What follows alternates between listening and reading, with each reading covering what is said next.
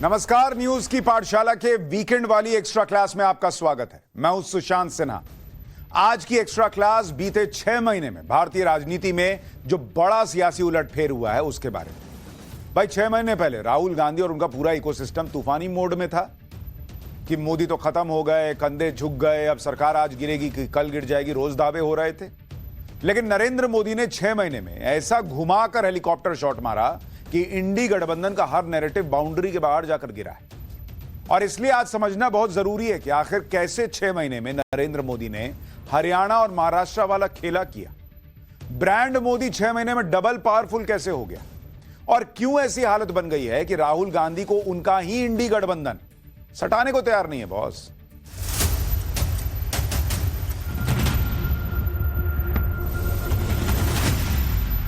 दिल्ली में आपने नरेंद्र को फिर से बिठा दिया।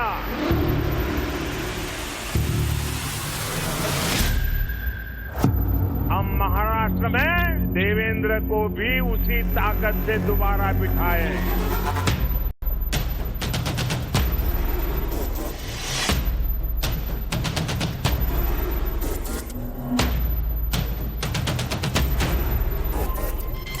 दिल्ली में नरेंद्र और मुंबई में देवेंद्र।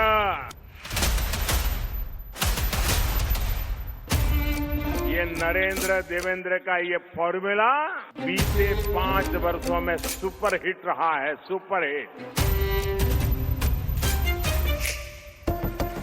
6 महीने यानी करीब करीब 180 दिन और देश के भीतर विपक्ष की राजनीति 360 डिग्री घूमकर वहीं अटक गई जहां से वो चली थी।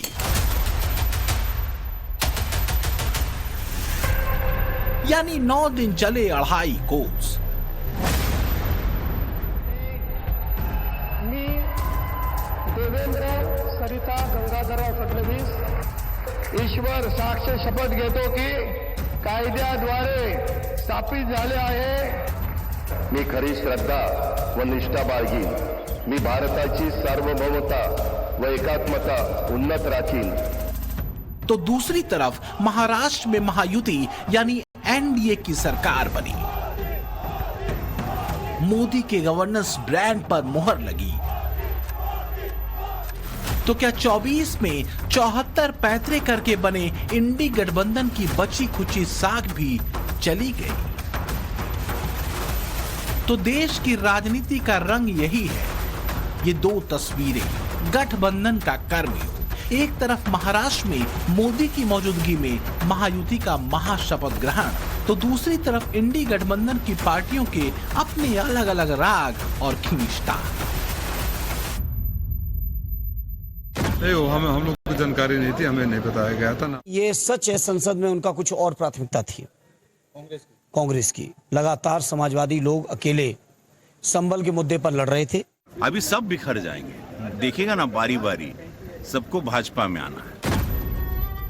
तो क्या बिखर जाना ही इंडी गठबंधन की नियति बन जाएगा और एक के बाद दूसरी विजय बन जाएगी मोदी के नेतृत्व वाले एनडीए की स्थिर पहचान?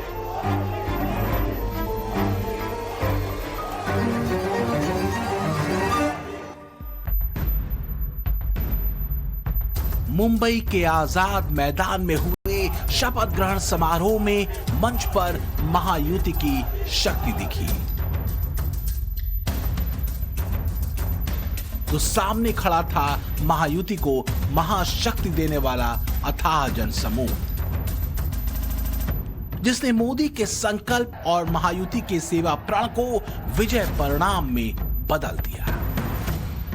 लेकिन शपथ ग्रहण समारोह की तस्वीरों के बीच सवाल यही था कि जिस बीजेपी और महायुति को लोकसभा चुनावों में बुरी पराजय मिली थी, क्या उस महायुति को बम्पर सीटें देकर महाराष्ट्र की जनता ने इंडी गठबंधन को झूठ बोलने की सजा दी थी? महाराष्ट्र में जब देवेंद्र फडणवीस शपथ ले रहे थे तो वहां मंच पर नरेंद्र मोदी का दमकता चेहरा देखकर सबको एक बार के लिए तो 4 जून को नरेंद्र मोदी का जो चेहरा था वो याद आ गया। बॉस, कैसे उस दिन नरेंद्र मोदी के चेहरे के भाव देखकर लग रहा था कि उनको नतीजों ने अंदर तक छलनी कर दिया हो जैसे। कि इतना काम किया फिर भी 240 कैसे आया। लेकिन उन्होंने कुछ नहीं कहा, उन्होंने ईवीएम पे दोष नहीं गढ़ा, उन्होंने सर झुकाया, स्वीकार किया नतीजे को और कार्यकर्ताओं का मनोबल बढ़ाया। क्योंकि मोदी चीज ही अलग है, वो कमबैक में नहीं बल्कि तूफानी कमबैक में विश्वास रखते हैं। और आप देखिए कि हरियाणा से लेकर महाराष्ट्र तक में तूफानी जीत ही तो मिली है उनको। जो लोग मोदी को खत्म बता रहे थे वो आज कहां हैं? भाई चुनाव के नतीजों के बाद से उद्धव ठाकरे दिखे हैं क्या आपको? राहुल गांधी की गठबंधन में कैसी हालत है वो सबको दिख रहा है। महाराष्ट्र की राजनीति के चाणक्य कहे जाने वाले शरद पवार न तो अपनी पार्टी बचा सके, न सिंबल, न ही अपनी साख। लेकिन ऐसे हुआ क्यों और कैसे हुआ, आगे देखिए सब क्लियर हो जाएगा।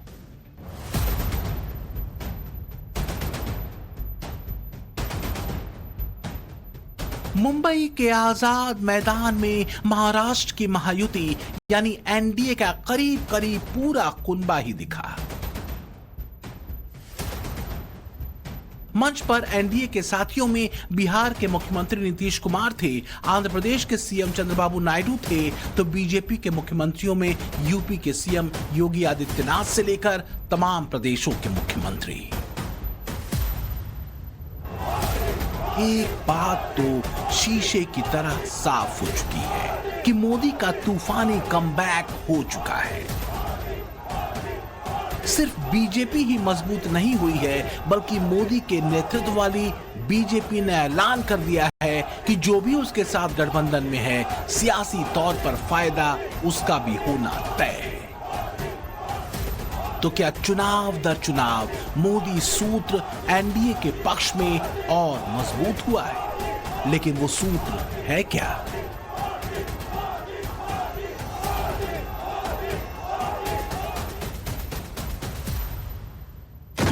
लेकिन आज यही कांग्रेस और कांग्रेस का एक परिवार खुद की सत्ता भूख को शांत करने के लिए जातिवाद का जहर फैला रहा है। बीते 10 वर्षों में मोदी एनडीए के वो ऊर्जा स्रोत बन चुके हैं जिनसे जुड़कर सफलता की गारंटी तय हो जाती है। दूसरी तरफ इंडी गठबंधन है जिसके नेता राहुल गांधी के नेतृत्व को लेकर अब गठबंधन के भीतर ही प्रश्न उठने शुरू हो चुके हैं। खासकर हरियाणा के बाद महाराष्ट्र का चुनाव हारने के बाद राहुल के नेतृत्व पर गहरे सवाल हैं। सबकी अपनी ढपली अपने राग हैं। संसद में इंडी गठबंधन के भीतर ही सपा कांग्रेस के भीतर मुद्दों की तकरार है।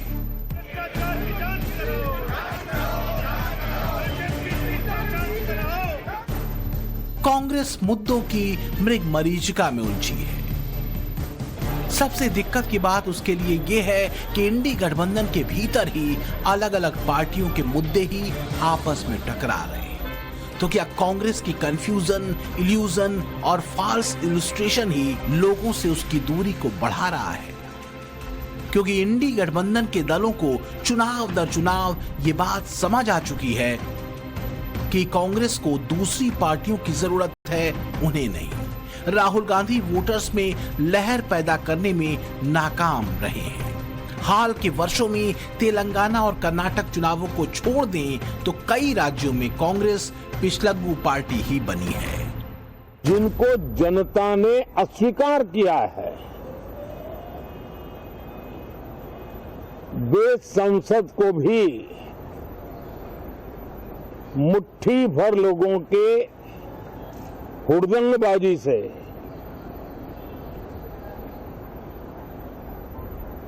कंट्रोल करने का लगातार प्रयास कर रहे हैं। उनका अपना मकसद तो संसद की गतिविधि को रोकने से ज्यादा सफल नहीं होता है और देश की जनता उनके सारे व्यवहारों को काउंट करती है और जब समय आता है तो सजा भी देती है। हर चुनावों के बाद एक बात इन दो चेहरों को लेकर बिल्कुल साफ होती गई है और यही बात इन दोनों चेहरों के सियासी कद और इसके असर की सबसे बड़ी वजह है और ये बात है इन दोनों चेहरों की क्रेडिबिलिटी यानी भरोसे की। ये हिंदुस्तान का संविधान है। मैं आपको गारंटी देकर कह रहा हूं कि नरेंद्र मोदी जी ने इस किताब को नहीं पढ़ा है, क्योंकि अगर नरेंद्र मोदी जी ने ये किताब पढ़ी होती तो वो जो रोज करते हैं वो नहीं करते। संविधान ने मुझे जो काम दिया है, मैंने उसी मर्यादा में रहने का प्रयास किया है। मैंने कोई एंक्रोचमेंट की कोशिश नहीं की है। अपने ही विरोधाभासों से घिरी कांग्रेस न तो जनता का भरोसा जीत पा रही है और न ही गठबंधन में अपने सहयोगियों की। शीतकालीन सत्र में कांग्रेस राहुल गांधी की लकीर पर अडानी मामले को उठाए हुए है। मामला खूब चल रहा है, लेकिन इसी मुद्दे पर दो अहम पार्टियां ममता बनर्जी की टीएमसी और अखिलेश यादव की समाजवादी पार्टी कांग्रेस के साथ खड़ी नहीं दिखती। अब तो ममता बनर्जी ने खुलेआम कह दिया है कि वो इंडिया गठबंधन की कमान संभालने को तैयार है। ममता ने कहा, यदि अवसर दिया गया तो मैं इसका सुचारू संचालन सुनिश्चित करूंगी। जाहिर है सीधा संदेश कांग्रेस के लिए है, वो ये कि राहुल गांधी और कांग्रेस से इंडिया गठबंधन संभाले नहीं संभल रहा।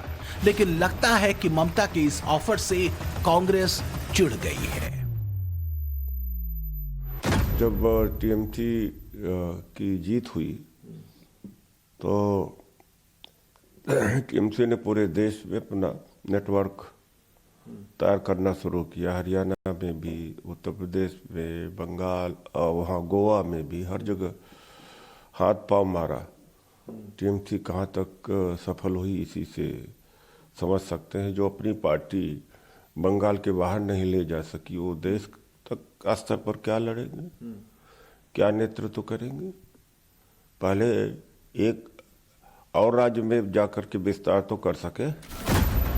वैसे जिस कांग्रेस पार्टी और उसके नेतृत्व के मुकाबले ममता की राजनीतिक हैसियत का ग्राफ कांग्रेस नेता उदित राज खींच रहे हैं, उस कांग्रेस की स्थिति लोकसभा चुनाव में बंगाल में क्या रही थी उसे देखना जरूरी है।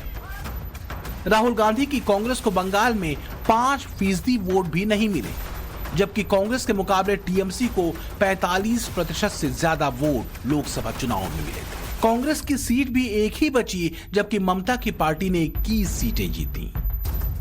खास बात यह है कि चाहे ममता बनर्जी हो या अखिलेश यादव, दोनों के खास वोट बैंक पर कांग्रेस की नजर टिकी हुई है। दोनों ही नेता बखूबी जानते हैं कि कांग्रेस के मजबूत होने का मतलब है अपनी जमीन खोदना। रही सही कसर हरियाणा महाराष्ट्र के चुनावी नतीजों ने पूरी करती है। कांग्रेस ने लोकसभा चुनाव में खूब झूठ बेचा, लेकिन बहुत बिका हुआ माल बार बार थोड़ी बिकता है। इसलिए पब्लिक को जैसे समझ में आया कि इन्होंने तो हमारा काट लिया, उन्होंने वोट देना बंद कर दिया, एकदम से कट गए इनसे। और उधर मोदी हैं जिनका हिसाब क्लियर है कि काम करो, रिजल्ट खुद आएगा। जैसे भाई क्रिकेट में कोहली हो, तेंदुलकर हो, ये लोग क्या करते हैं? कोई सवाल उठता है कि नहीं परफॉर्म कर रहे हैं तो मैदान पे सेंचुरी मारकर जवाब देते हैं ना, या सोशल मीडिया पर हवाबाजी करते हैं, माहौल बनाते हैं। ऐसा तो हिसाब है नहीं। भाई नरेंद्र मोदी का सेम हिसाब है कि जवाब देना है तो फिर पॉलिटिक्स में चुनाव जीत कर दो। गुजरात के सीएम रहते हुए भी मोदी ने इसी फॉर्मूले पर काम किया और गुजरात को बीजेपी के अभेद्य दुर्ग में बदल दिया। वहां भी 2017 के चुनावों में खूब हवाबाजी कांग्रेस ने की। नतीजा क्या हुआ? बीजेपी की सरकार बनी, लेकिन कांग्रेस को भी अच्छी बढ़त मिली। तब भी यही मंत्र कांग्रेस ने जपा कि मोदी मैजिक खत्म हो गया। लेकिन 2022 में कांग्रेस के इस नैरेटिव को गुजरात की जनता ने जवाब दे दिया। यह सिर्फ इत्तेफाक नहीं है कि बीजेपी कई राज्यों में बैक टू बैक अपनी सरकार रिपीट कर ले रही है और कांग्रेस एक बार जहां सरकार चला ले, 5 साल के बाद पब्लिक उनको कहती कि हटो यार, हटो, मौका दो दूसरे को। उनको पब्लिक पलट के मौका देने को तैयार ही नहीं होती। भाई ये बार बार हो रहा है। राहुल गांधी की जिस भारत जोड़ो यात्रा को कांग्रेस का पुरस्करण करके खूब प्रचारित प्रसारित किया गया, क्या उसने धरातल पर कोई काम किया या सिर्फ हवाबाजी थी?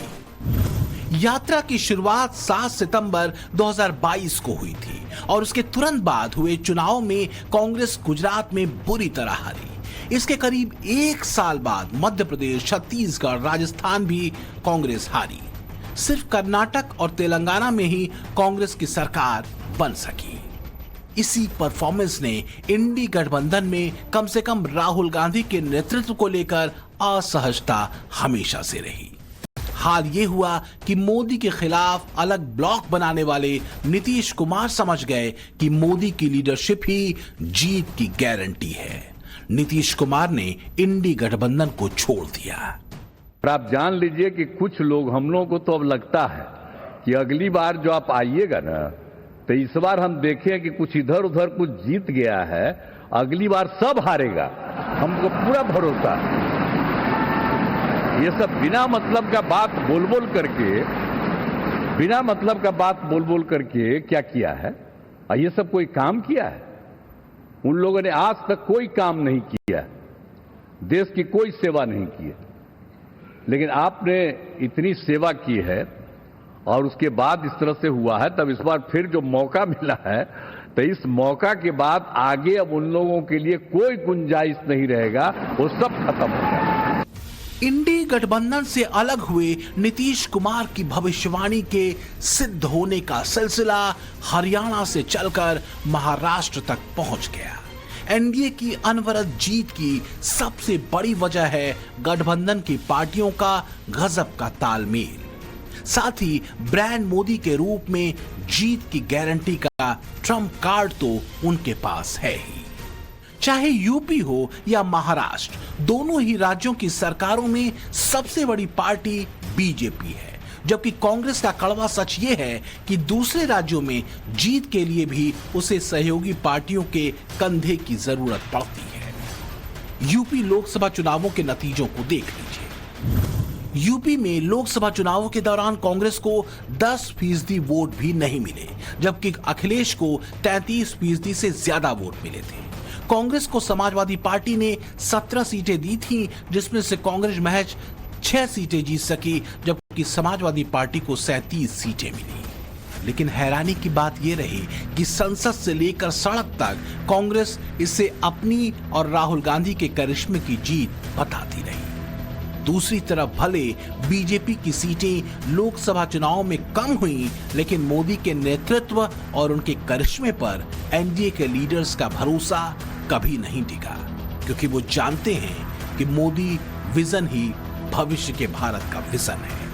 Today India is having a right leader, right time, that is Narendra Modi. Vision का ही अंतर मोदी के समानांतर खड़े होने को बेचैन राहुल गांधी को हर बार और दूर पटकता है। इंडी गठबंधन के भीतर एक और खींचतान लोकसभा में विपक्ष की सीटिंग अरेंजमेंट को लेकर भी दिखी। दरअसल मॉनसून सत्र में राहुल गांधी, अखिलेश यादव पहली पंक्ति में आसपास बैठे दिखते थे। अखिलेश के ठीक बाईं ओर पहली पंक्ति में ही फैजाबाद के सांसद अवधेश प्रसाद नजर आते थे। लेकिन विंटर सेशन के दौरान लोकसभा की इन तस्वीरों में दोनों के बीच की दूरी सीटों के लिहाज से बढ़ी दिखती है। 18वीं लोकसभा के लिए सीटिंग व्यवस्था को अंतिम रूप देने के बाद अब अखिलेश यादव पहली पंक्ति में छठे ब्लॉक में बैठेंगे, जबकि पहले उनकी सीट 8वें ब्लॉक में राहुल गांधी के करीब थी। वहीं नई सीटिंग व्यवस्था में अवधेश प्रसाद को दूसरी पंक्ति में सीट दी गई है। नई व्यवस्था में अब अवधेश प्रसाद अखिलेश यादव के पीछे बैठे हुए दिख रहे हैं। शुरू में खबर यह आई कि नई सीटिंग अरेंजमेंट को लेकर अखिलेश यादव कांग्रेस से नाराज थे।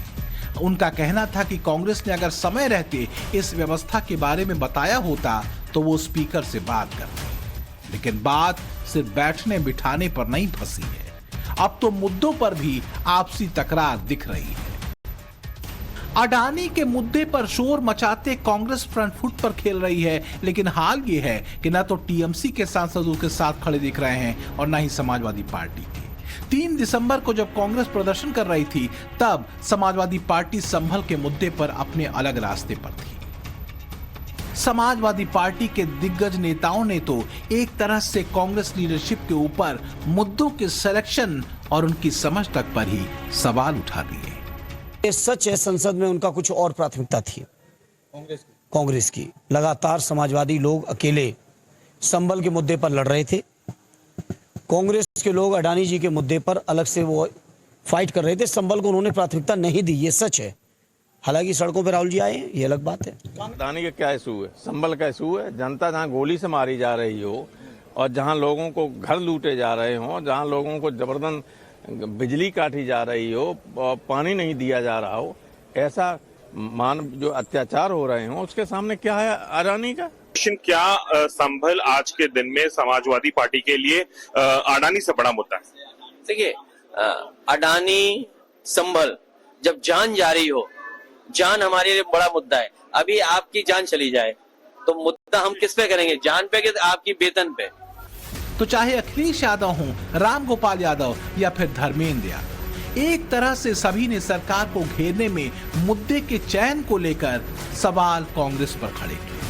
अब तो ममता बनर्जी भी ये कह रही हैं कि इंडी गठबंधन का नेतृत्व पूरी तरह डीरेल हो चुका है, वो इसकी कमान अपने हाथ में लेने की दावेदारी भी पेश कर रहे हैं। तो इंडी गठबंधन के अपने ही कुछ सहयोगियों की तरफ से क्या कांग्रेस नकार दी गई है, या फिर नकारे जाने के डर के वजह से ही जमीन पर कांग्रेस अडानी वाली लहर बनाने को मजबूर है? हाथ में संविधान लेकर अपनी सियासी जमीन नाप रही कांग्रेस की बेचैनियों पर फिलहाल तो मास्क लगा है। रही बात संविधान के प्रति संवेदनशीलता की, तो पीएम मोदी के पास संविधान बनाम परिवार का वो सूत्र है जिससे वो कांग्रेस के संविधान वाले पैंतरे को धराशायी करते रहे हैं। हर बार मोदी का हमला कांग्रेस के तुष्टीकरण से लेकर जातिगत राजनीति के दांव और परिवारवाद तक पर रहा है। कांग्रेस ने तुष्टीकरण के लिए कानून बनाए, सुप्रीम कोर्ट के आदेश तक की परवाह नहीं की। इसका एक उदाहरण वक्फ बोर्ड है। हालात ये थी कि 2014 में इन लोगों ने सरकार से जाते जाते दिल्ली के आसपास की अनेक संपत्तियां वक्फ बोर्ड को सौंप दी थी। ये इसलिए किया गया ताकि कांग्रेस के परिवार का वोट बैंक बढ़ सके। लेकिन आज यही कांग्रेस और कांग्रेस का एक परिवार खुद की सत्ता भूख को शांत करने के लिए जातिवाद का जहर फैला रहा है। 2014 से लेकर 2024 के आखिरी चुनाव तक पीएम मोदी की लाइन एक रही है, वोट बैंक के तुष्टीकरण के बजाय सबका साथ सबका विकास, जातीय गुटबंदी के बजाय सबको जोड़कर चलने का फॉर्मूला। यही सूत्र बीजेपी और एनडीए की सफलता का अब मंत्र बन चुका है।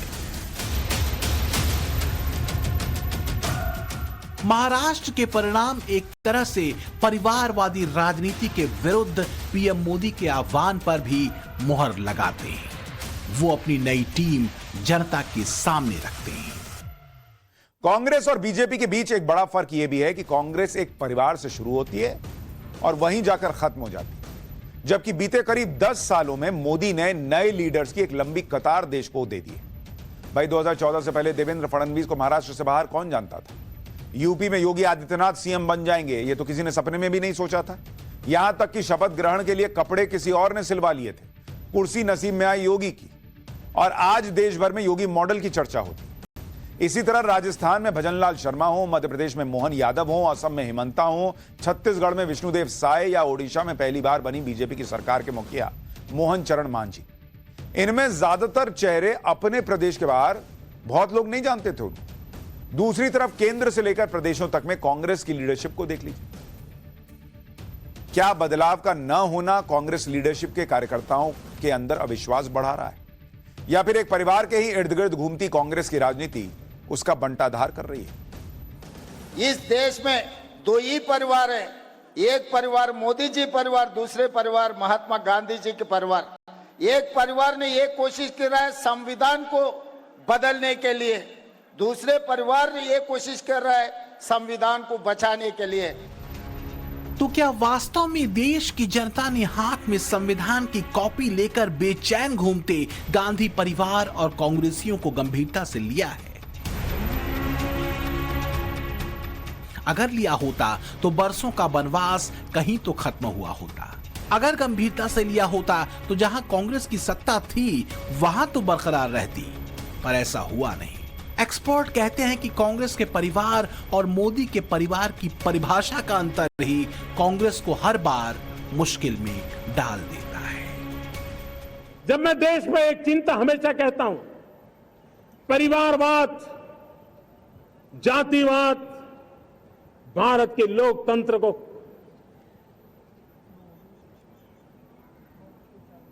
बहुत नुकसान कर रहा है।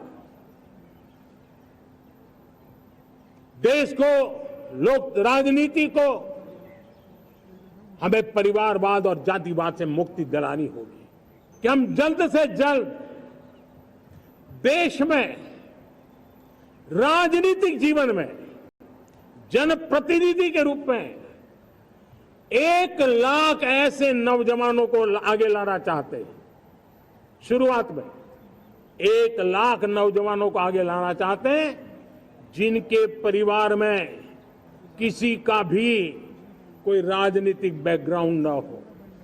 तो क्या पीएम मोदी की यही लाइन नए भारत में नई राजनीति की लाइन बन जाती है? क्या 2014 के बाद के मोदी एरा को डेमोक्रेसी के नाम पर चल रहे परिवारों के पॉलिटिकल लिमिटेड के खिलाफ जनता के लोकतांत्रिक आंदोलन के तौर पर देखा जा सकता है? इस प्रश्न का जवाब अगर हां में है तो निश्चित रूप से इंडी गठबंधन की कई पार्टियों के राजनीतिक भविष्य के लिए ये कोई शुभ संकेत तो नहीं। ब्यूरो रिपोर्ट, टाइम्स नाउ, नव भारत।